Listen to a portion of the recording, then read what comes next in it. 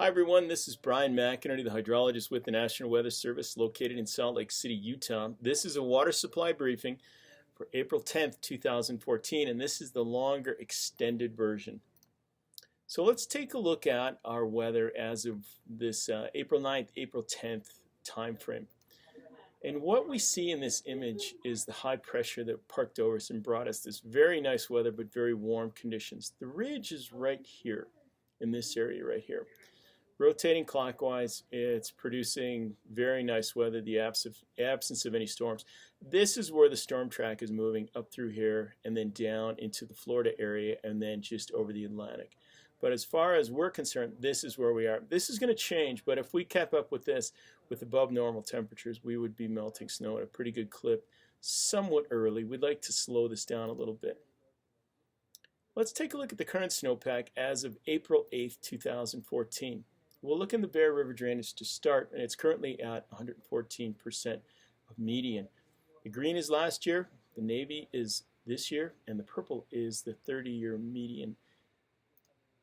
If we look at the Weber, they're currently at 110%, and notice we're starting to melt on both of these basins, and we're going to see that across the board.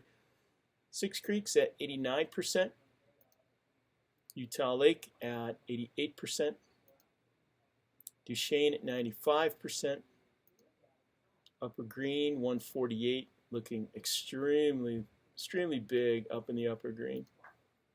122 at the Upper Colorado area, and the severe at 78%. As you can see, we're starting to decline as we go into south central Utah and southern Utah at 60% down in the Virgin.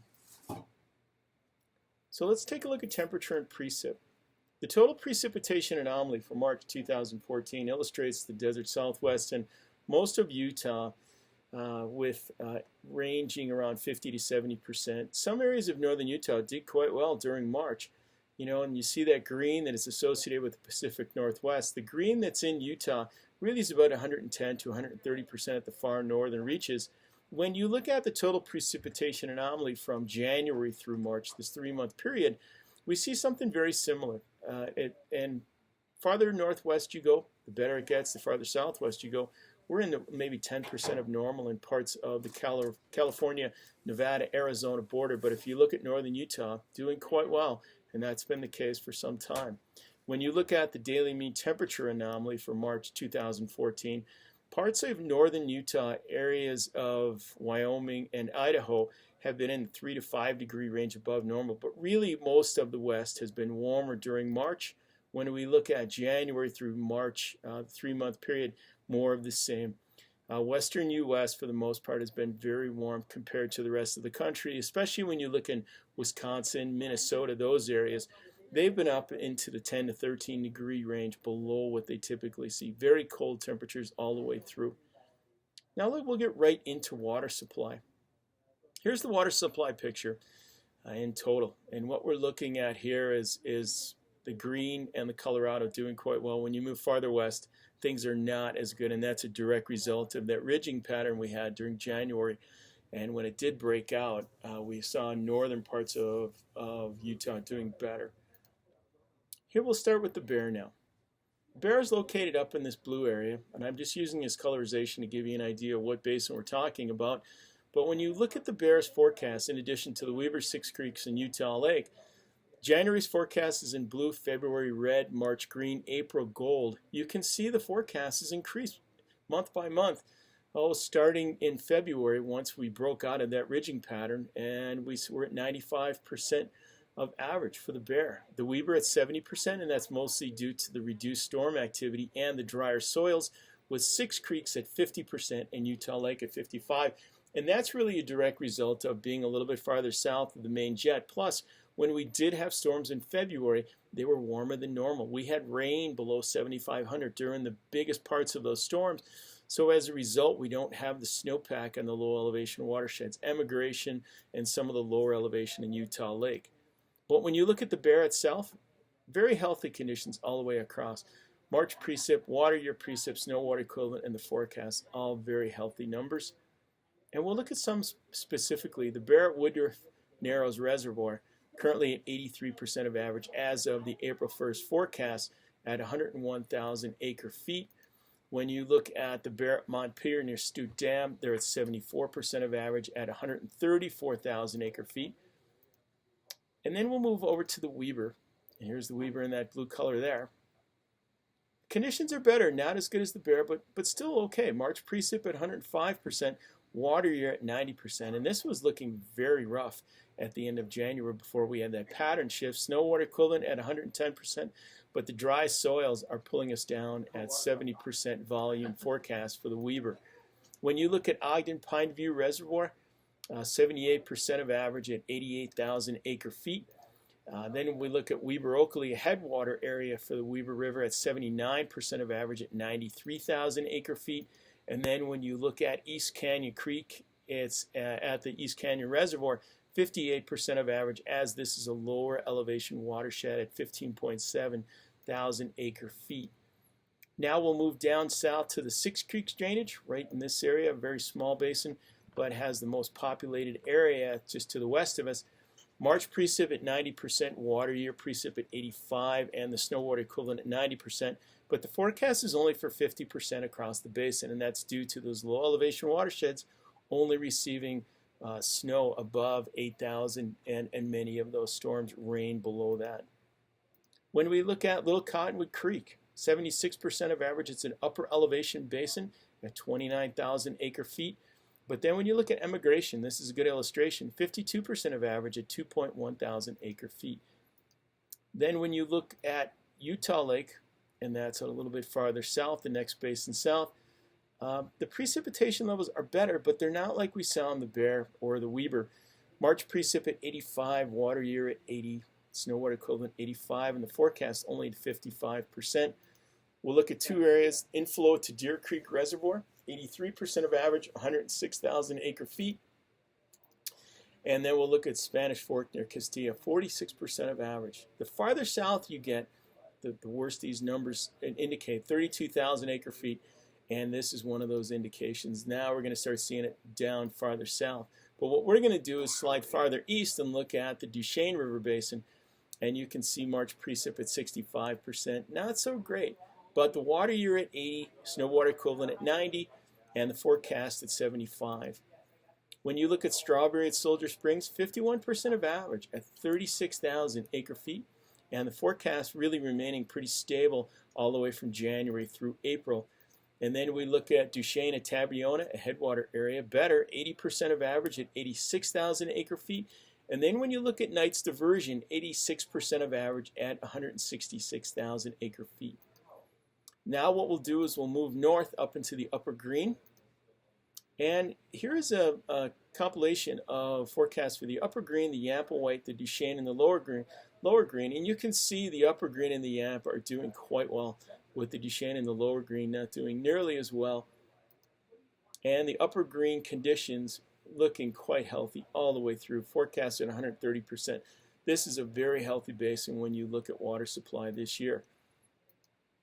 When you look at the Lower Green, though, you see a little difference. And that's because when we had the high pressure ridge, the storms really didn't hit the Lower Green. They were too far west as the ridge was parked right over that, at least the eastern extent of that ridge. Storms came down through the Upper Green and in the Colorado, but not necessarily the Lower Green. The Green at Flaming Gorge Reservoir, all of the drainage areas in Wyoming that flow through this, 143% of average, 1.4 million acre-feet. This is a very, very good number. It's something that's nice to see up in this area. When you get down to the Green near Green River, Utah, though, 117% of average at 3.4 million acre-feet. This is a very good number also. And it's really a result of the upper basin having water flowing down. When we look at Lake Powell, what we see is very healthy numbers all the way across. The upper Colorado at 135, the Gunnison at 115, and the Dolores at 90. And then when you also include the Green and areas of the Yampa, this forecast worked out quite well. And then when you look at the upper Colorado, where most of the water comes from into Lake Powell, March 95% would have been better if we would have had additional, but water year and the snow water equivalent doing great, and the forecast for this area doing okay. So looking at Colorado at Cisco, 114% of average, about 5 million acre-feet coming through there. Forecast has increased a little bit from January, but still looking very good there. And then actual forecast for Lake Powell itself at 110% of average, 7.8 million acre feet coming in through April through the end of July. Now what we'll do is we'll slide over west into the Sevier, which is south central Utah. Not nearly as good. Sevier and the April forecast at 45% of average. Started off at 70% when we had some storms in December, but that's really all they've seen for the most part with regard to increased storm activity, and that was kind of tough. Let me do this once more, and we'll look at the severe conditions. March precip at 45%. Really, you can just see the numbers all the way across. The best numbers we have are the snow water equivalent at 75%, and the forecast at 45%. Little tough conditions here. Severe near Hatch at the headwaters, 35% of average, 17,000 acre feet, and the forecast has been declining since January.